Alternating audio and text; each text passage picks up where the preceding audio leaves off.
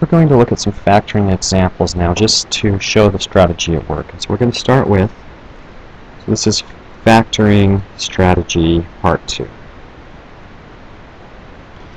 And so we're going to take 8x squared minus 16x minus 42, and we're going to say factor completely. So as we're looking at this, we first recognize that we have a GCF. Now 8 and 16 have an 8, but 42 doesn't. 42 only has a 2 in it. 2 and 21. 2 and 8. 2 and 4.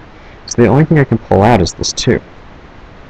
I can't pull an x out, so we just pull that 2 out, and that leaves us with 4x squared minus 8x minus 21. Always keep your signs straight, make sure you get them, and we can double check by doubling everything and make sure we get back to the original. And now we count our number of terms, and we've got 1, 2, 3. So we look for a perfect square trinomial. It can't be because the 21 is not a perfect square.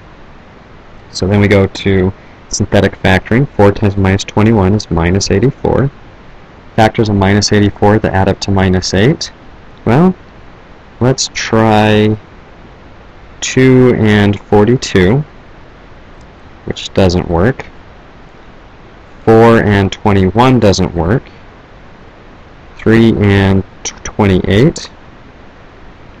So those are negative, positive, so positive 6 and negative 14, and there it is. And so we take our 6 and our 14, and we divide them both by 4.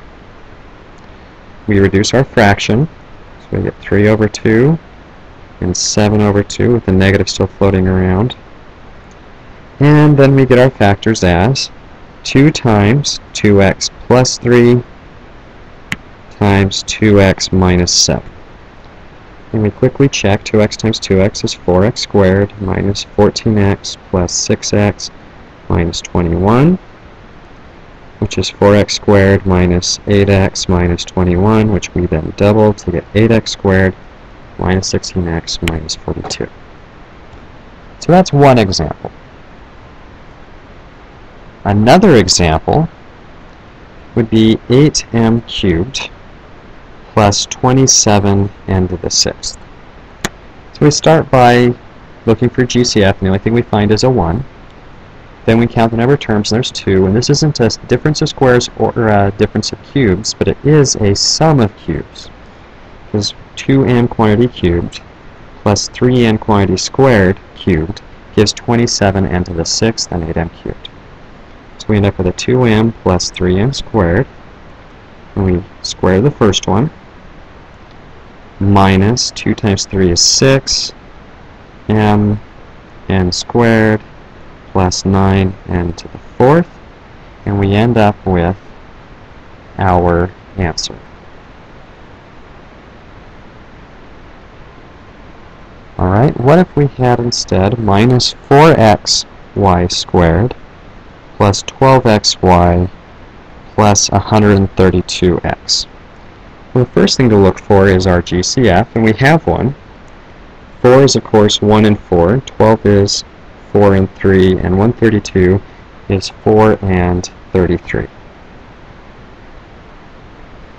We also have an x in common,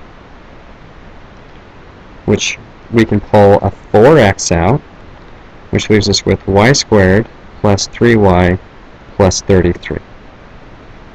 And 33, the only factors of 33 are 1 and 33 and 3 and 11, and neither of those add up to 3.